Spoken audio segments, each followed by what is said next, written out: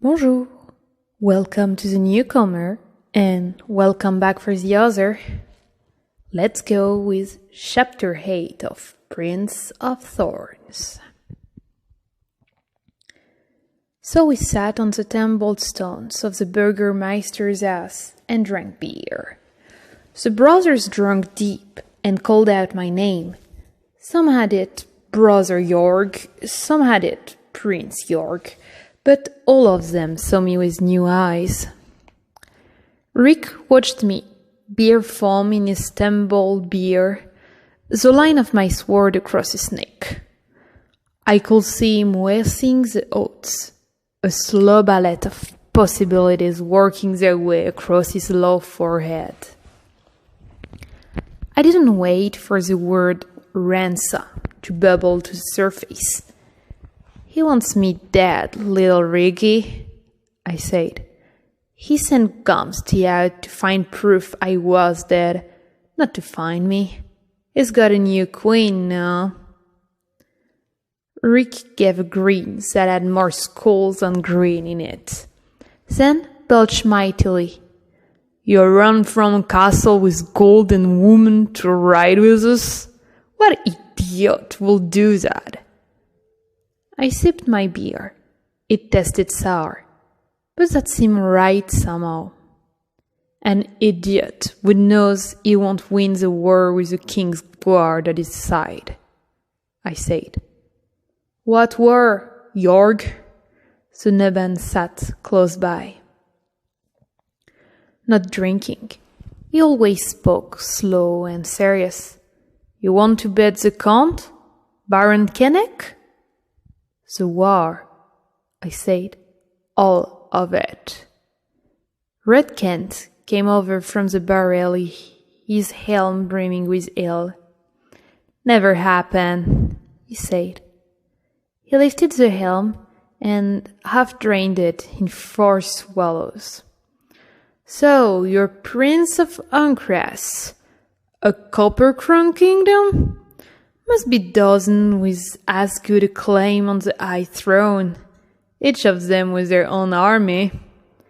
"More like 50, Rick rolled.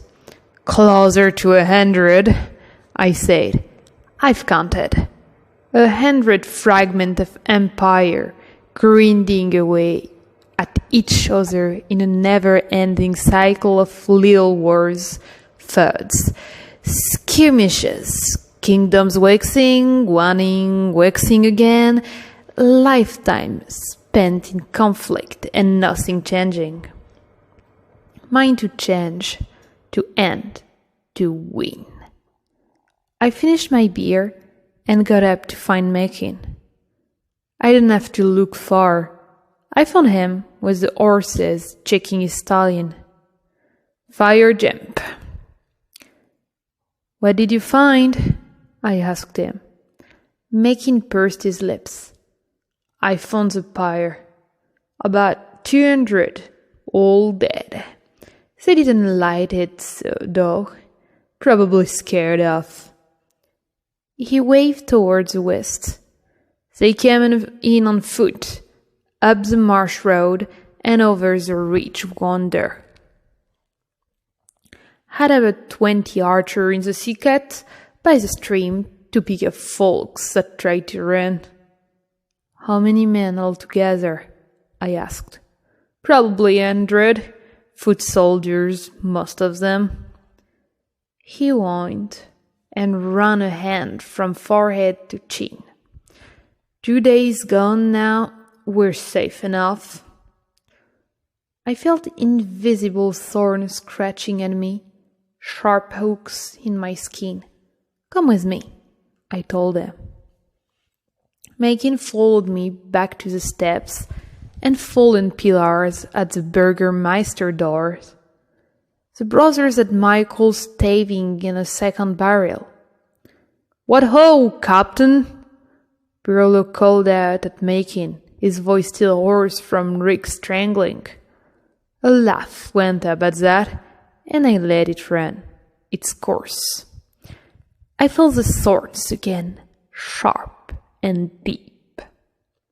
sharpening me up for something.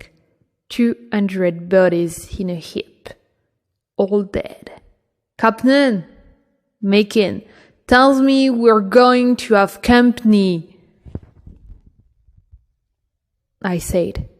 Macon's brows rose at that, but I ignored him.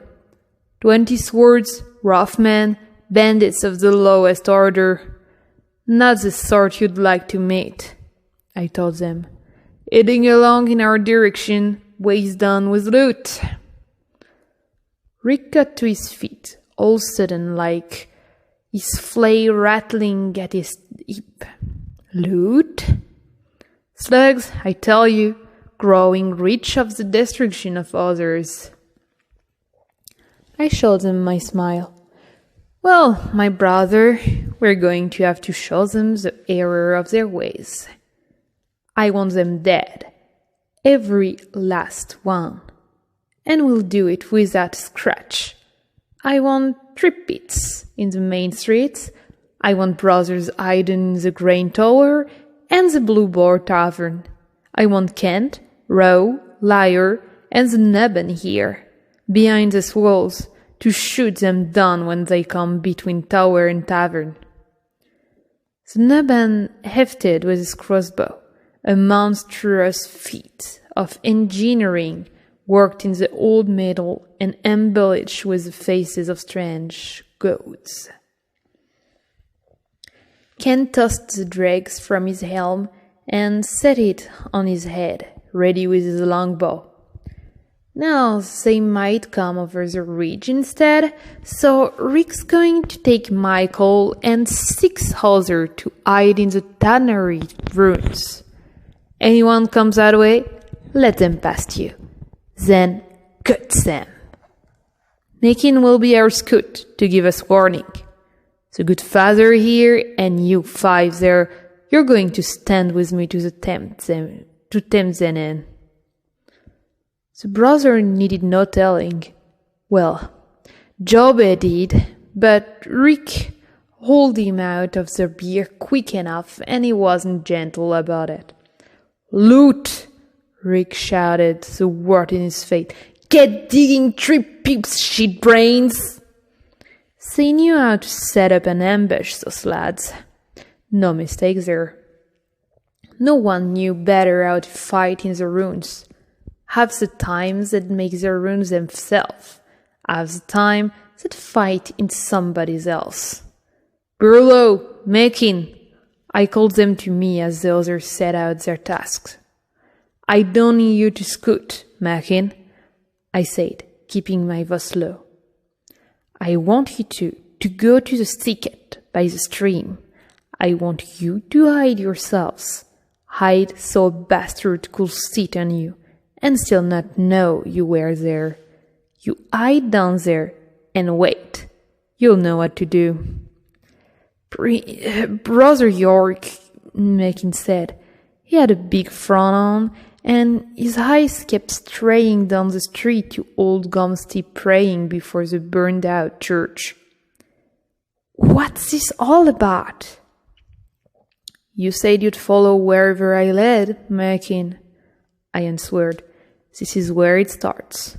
When they write the legend, this will be the first page. Some old monk will go blind illuminating this page, Macon. This is where it all starts. I didn't say how short the book might be, though.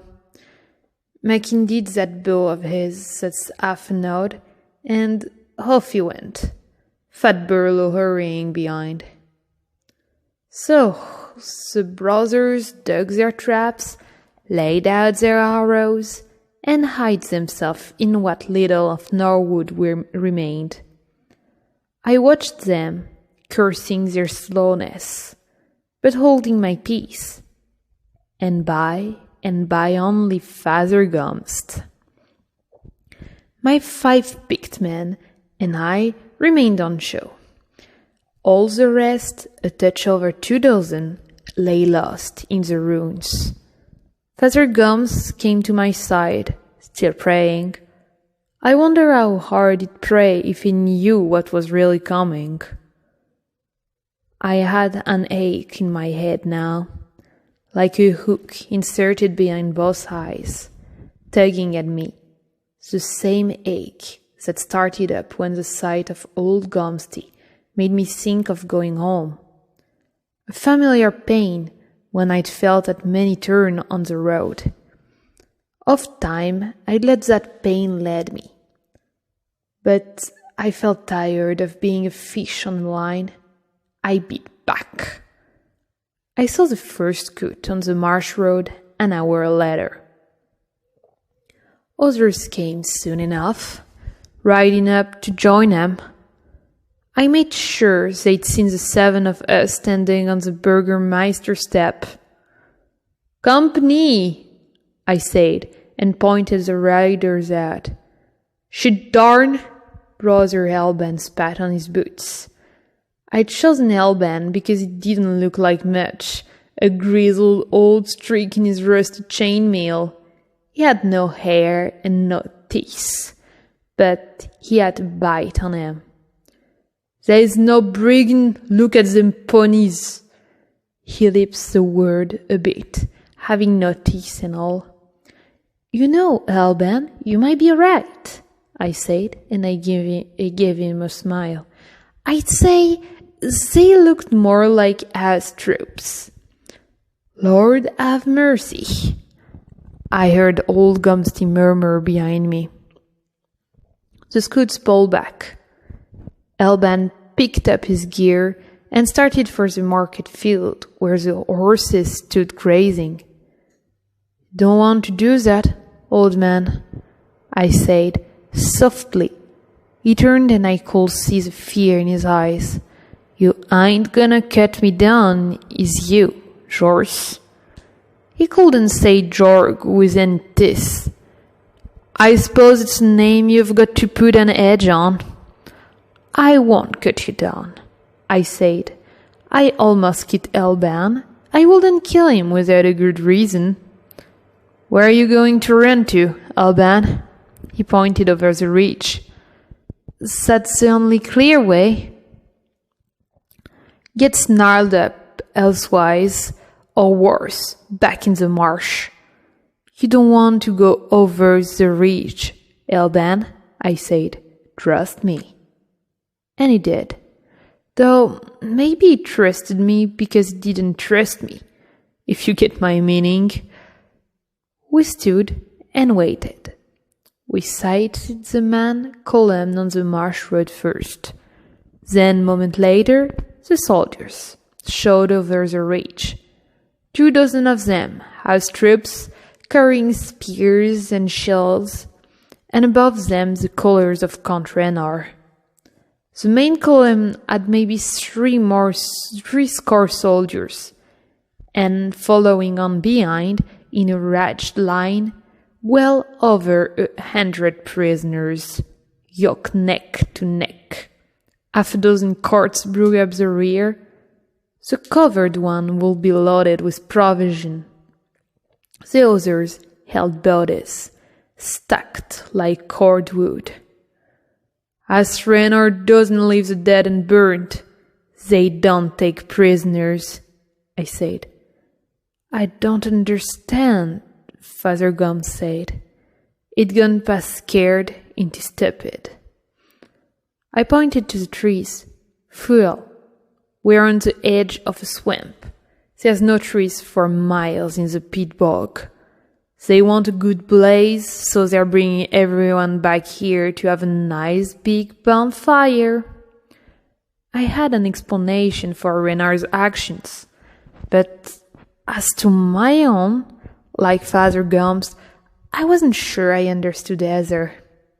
Whatever strengths I had on the road, it came to me through a willingness to sacrifice. It came on the day I set aside my vengeance on Count Renard as a sink without profit. And yet here I was, in the ruins of Norwood, with a thirst that couldn't be quenched by any amount of festival beer. Waiting for that self-same Count, waiting with too few men, and with every instinct telling me to run. every instinct, except for that one to hold or break, but never bend. I could see individual figures at the head of the column, quite clearly now. 6 riders, chain moored, and knight in heavy plate. The device on his shield came into view as he turned to signal his comment. A black crow on a red field, a field of fire. Count Olsen Renar wouldn't let 100 men into an Ancras protectorate, so this will be one of his boys, Marcos or Jarko. Brothers won't fight this lot, Elban said. He put a hand on my shoulder plate. We might fight a passage through the trees if we get to the horse Jors. Already 20 of the Renar men hastened toward the tree line, holding their longbows before them so they wouldn't snag. No, I let out a long sigh. I'd best surrender. I held out my hand. White flag, if you please. The house troops had deployed by the time I made my way down towards the main column. My flag should probably be described as grey. An unwholesome grey at that, torn from Father Groom's hassock. "Noble born!" I shouted. "Noble born under flag of truce!" That surprised them. The house troops fanned out behind our horses, let me cross the market field unhindered. They looked to be a sorry lot, the metal scales falling from their leather rust on their swords. Homebodies they were, too long on the road and not hardened to it. "The lads want to be the first on fire," one of them said, a skinny bastard with a boil on each cheek. He got a good laugh with that. "Noble born," I called out. "Flag of truce." I didn't expect to get this far with my sword. I cocked the stink of the column and could hear the weeping. The prisoners turned blank eyes upon me.